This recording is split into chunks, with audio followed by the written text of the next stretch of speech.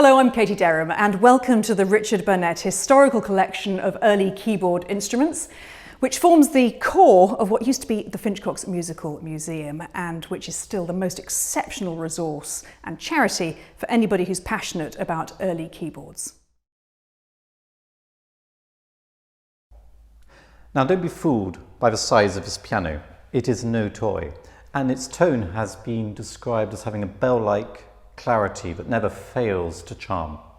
I wholeheartedly agree, and I have very fond memories of recording keyboard duets at this very instrument by J.C. Bach.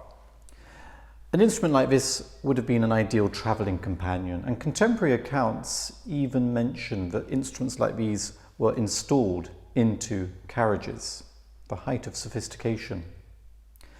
So this instrument was made by Anton Walter and Son and dates from about 1800. Walter was a very successful maker in Vienna who employed about 20 people by 1800. Mozart himself had a fortepiano by Walter which dates from the early 1780s and can now be found at the Geburtshaus in Salzburg. So what we have here is a Viennese keyboard action in which the hammers that strike the strings face towards the player, as opposed to a modern piano where the hammers face away from the player. Together with the fact that there's only one string per note, as opposed to the usual 2 or 3, this gives me a real intimacy with the sound. You may notice that the keyboard is coloured differently to a modern piano.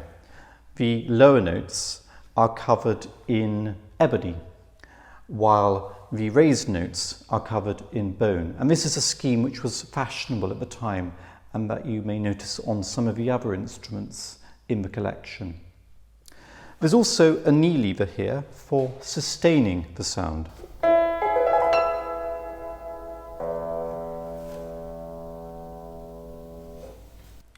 So I've chosen to play a Polonaise by Michael Haydn, who was Franz Joseph Haydn's younger brother. Michael Haydn spent much of his life in Salzburg, was highly esteemed by Mozart, and his many pupils included one Carl Maria von Weber and probably also Anton Diabelli.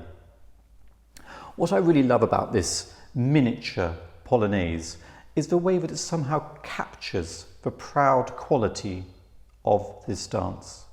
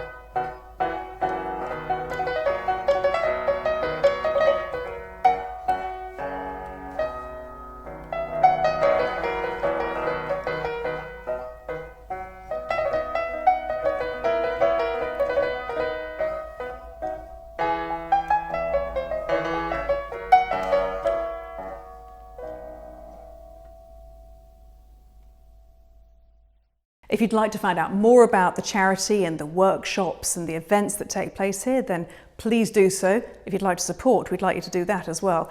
Go to the comments section beneath this film or go and visit the Finchcocks charity website.